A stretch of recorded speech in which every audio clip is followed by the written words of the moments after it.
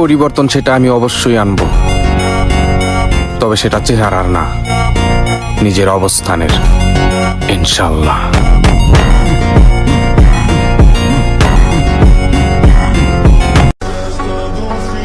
হারায়া যায় নাই, নিজেরে গোপন রাখছি। আর হিসাবটা বুঝাই দিমু আবার, যেই দিন ভয়ঙ্কর রূপে ফিরে আসমু আবার।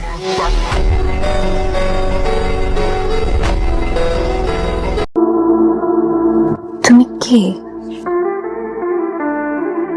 Mafia, secret mafia.